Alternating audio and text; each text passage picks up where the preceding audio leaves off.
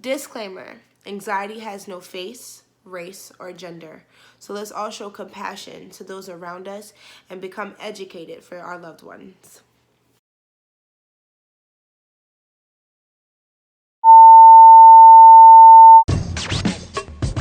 You are now watching Joli TV. What's going on YouTube? It's your girl Alexandra Joli and welcome back to Joli TV. If you are new to my channel, please do not hesitate to like, comment, and subscribe. If you are a returning subscriber, I'm sorry. I know it's been a month since I uploaded. I'm sorry. I have no excuses, but I'm glad that you're here with me, Jodia. We are here today, okay? Okay? And I thank you for rocking with me, all right? So as you guys could tell by the title, we're going to be talking about something that's very important, and it's dealing with anxiety. I actually don't know too many humans that don't deal with anxiety, so this video is came at a appropriate time given what we are facing right now, which is this pandemic, aka COVID-19. It's like it's here and it's taking over our world, not even just one country, our world, okay? And it forced us all to be in quarantine. But in all seriousness, I do have a disclaimer before we start this video, and my disclaimer to you all is that anxiety has no face, race, or gender. So let's all have compassion to things we don't know of. Let's all educate ourselves so that we're knowledgeable for those people around us that deal with this on a daily basis, okay? Another thing before we get into this video is I have my handy dandy notebook here where I'm going to be looking at periodically throughout the video to make sure that this message is relayed to you effectively. Okay, so now without further ado and all these disclaimers and wazoo, let's get into this video. Anxiety is intense, excessive, and persistent worry and fear about everyday situations that can develop in young adulthood or as early as childhood from trauma, abuse, living situations, or to a specific event that triggered your flight or fight response. So that comes from our history as just humans. When we first came on this earth, we was dealing with animals, then we were dealing with wars. If I'm talking to my black community specifically, since slavery, our ancestors have been dealing with the flight or fight response. And is passed down into generations. It's intense and it's excessive worry that something's coming. Something's going to happen. Some of the symptoms are, but aren't limited to, restlessness, flashbacks, stage fright, muscle tension, sleep disturbances, panic attacks, physical manifestations of mental stress, consistent worry, problems with decision making, difficulty concentrating, and fixation on the outcome of events. Social anxiety, a specific phobia, like arachnophobia is one of mine.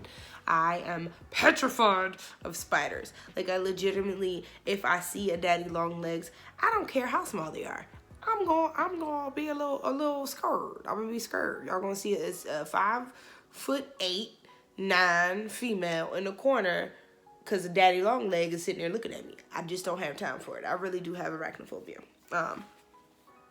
OCD is another one, which is, oh my God, my OCD irks my soul, okay? Separation anxiety is an anxiety. You'll see separation anxiety a lot in people that's been abandoned early on in their life.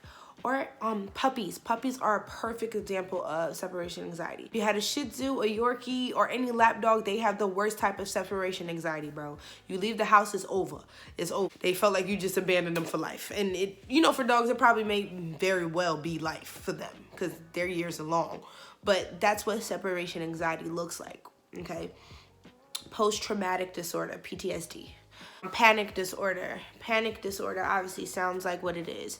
You have panic attacks. Anxiety is real. I'm telling you, it's real. If you thought it was for games, for play, if you thought because you was black you can't have it, it's a lie. It's real, okay? I realized I had anxiety, I want to say, in my 20s. I realized I had anxiety. If I look back, I had it for a long time. I just didn't know. I had my first panic attack in my early 20s. I heard something so upsetting from my mother, literally shattered my world into pieces, and I had my first panic attack. It was one of the scariest things that I've ever experienced in my life. Honestly, thinking about it right now, this is what PTSD is. I'm literally having a flashback, and I could go right back to that moment. It was very, it was a lot for me to deal with, not knowing that I had it. So yes, she said something that triggered that panic attack, and I literally felt like I was gonna die. I felt like I had no control over my body, and I went into a panic. So that was the first sign that I knew, that I can recall, that I had anxiety. And over the course of the years, I think I've had 3 panic attacks overall.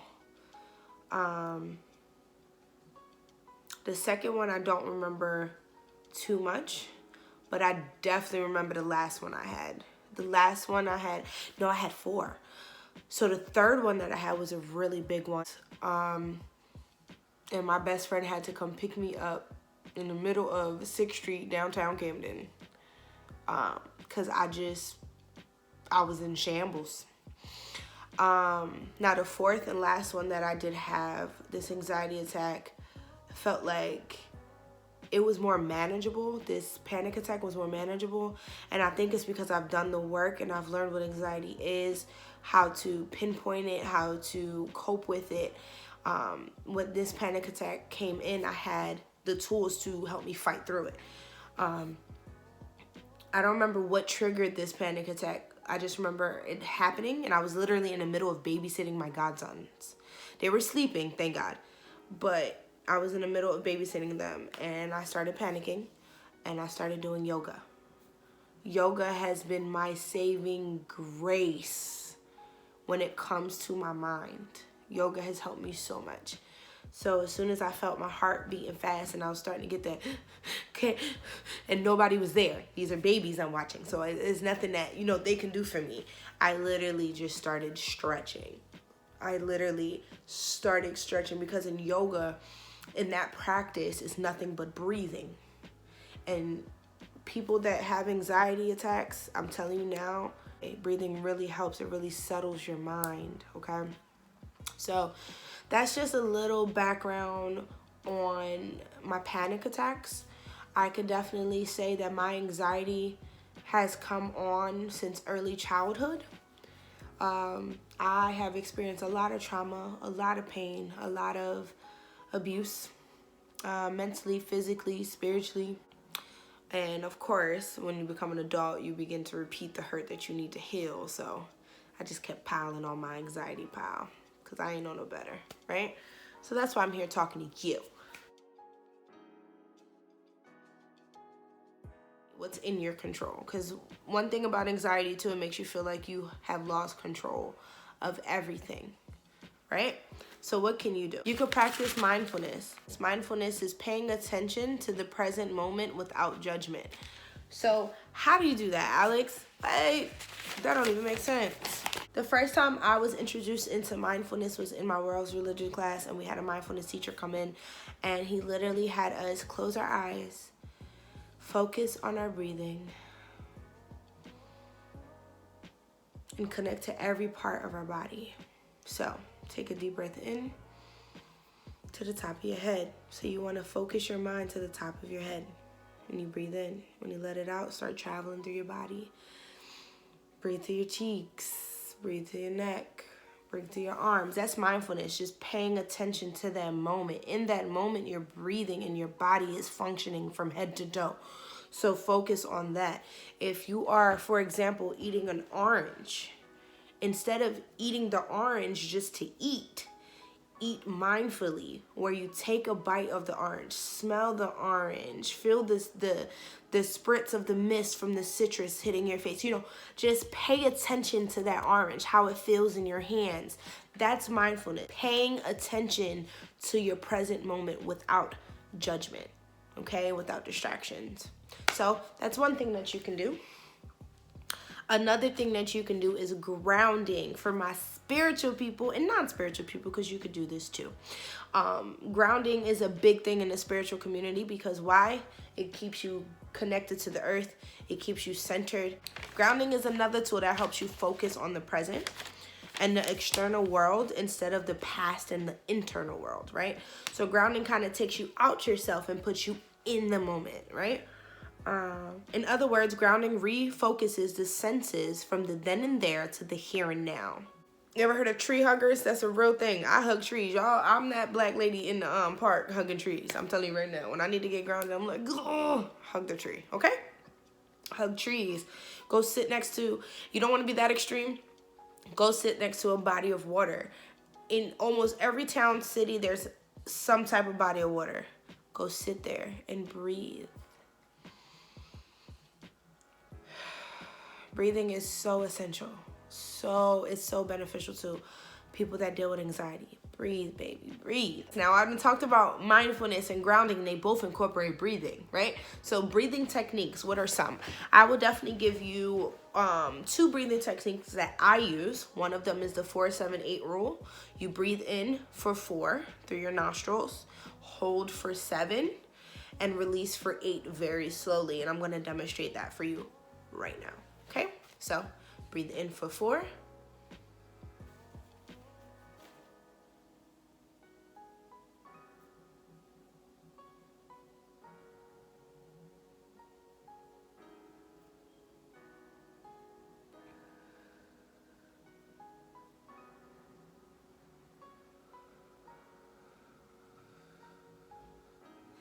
That is the 4-7-8 method. Breathe in for 4, hold for 7, exhale for 8. And you want to exhale slowly. You don't want to go, right? Because you definitely can't do for 8 seconds. You want to just let it out very slowly. By the time you get to that last 8 second, you already feel relaxed. I just did it. I'm ready to, relax, honey. So that's one of my breathing techniques. Another one of my breathing techniques that I do is I breathe in through my nose while I'm focusing on points of my body, right? So I will demonstrate right now, and I'll probably try to talk through it. We won't try, but when I'm breathing in, I go, and I'm focusing my breathing here while I'm breathing in, and when I exhale, I move throughout my body really slowly, okay? So I'm literally taking my brain, while I'm breathing, I'm traveling through my body. Does that make sense? I hope that makes sense. One thing about anxiety is that you feel like you are under attack. Remember I told you it's the flight or fight response to whatever you've dealt with in your past, to whatever triggered you right now, right? So telling yourself you are safe, you could as simply as just saying, I am safe. I am safe. I am safe. That is very simple. That's a very simple technique that you can use that helps you ground and helps you realize there's nothing happening to you. It's all up here. Let it go, okay? Or you could think of a place where you feel safe and secure. Let it come to you. It can be a real place or a place in your imagination. It could be a beach, a mountain cabin, a lake, a room, anywhere you want it to be. And that could become your safe place exercise. I'm not really good at that. I know people that actually have safe places in their minds where they could go and they escape. I know for me, when I did do the safe place exercise and it worked for 2 seconds, it was the beach for me, right? So if you can close your eyes, make sure, focus on your breathing. It's all about breathing with anxiety, okay? And while you're breathing, you just start picturing this place where you just feel safe and nothing can harm you. And when you create that safe place, if you don't do the I am safe technique, when you get into that safe place of yours that you create in your mind, walk around it, touch things, set things, certain places that when you go back, you could, things like that. Some people's minds work like that, and I think that is so amazing. And if you're one of those people, comment down below and tell me how it works for you. What do you do? What can you recommend for other people? Because that safe place exercise is hard, honey. My brain be like, because I have ADHD too, I literally will be like, I'm at the beach, oh my God, I need a hot dog. Like, what? we're just not, it just doesn't work for me. So what works for me is breathing, yoga, grounding, and telling myself I'm safe over and over and over again. I am safe. I am safe. I am safe. And if you work with affirmations like I do, saying I am is the two powerful things that you can say in front of any statement. So if you're saying I am tired, trust me, you're going to be tired, okay? If you say I am safe, trust that you know that your body knows that it is safe. So that's another way.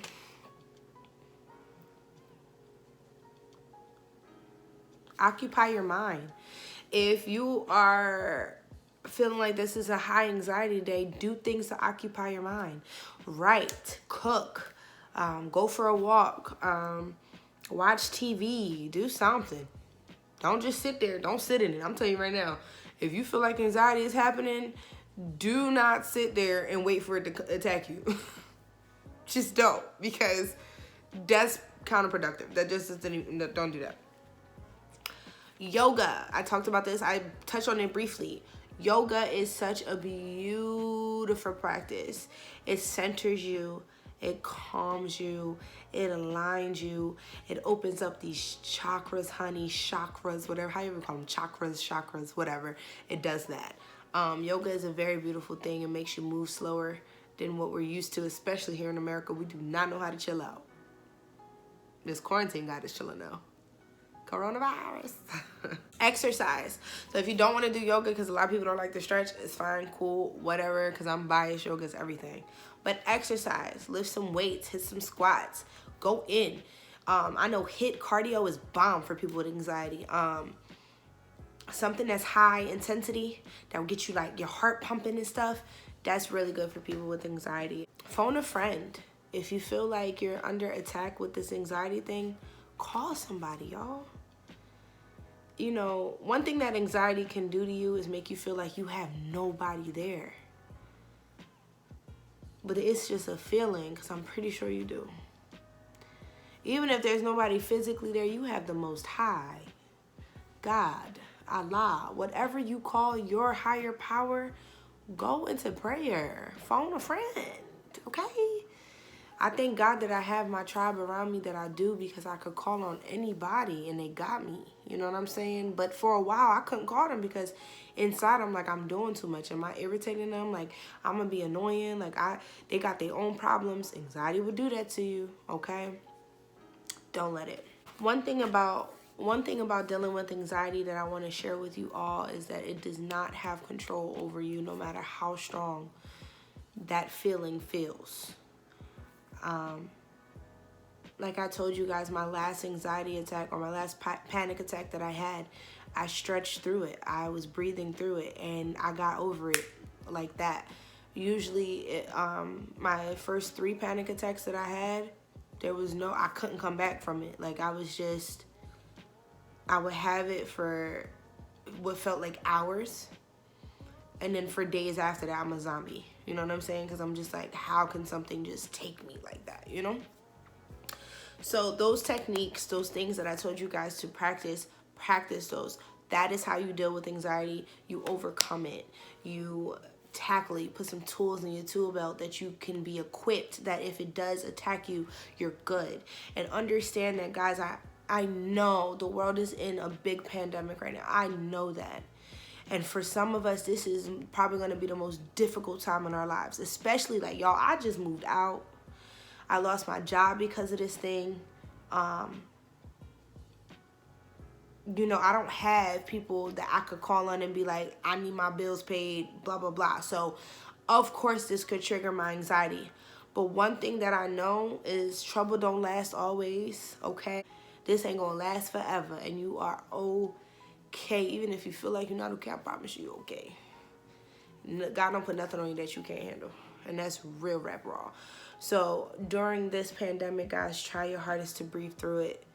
Don't panic, because I ain't going to change anything.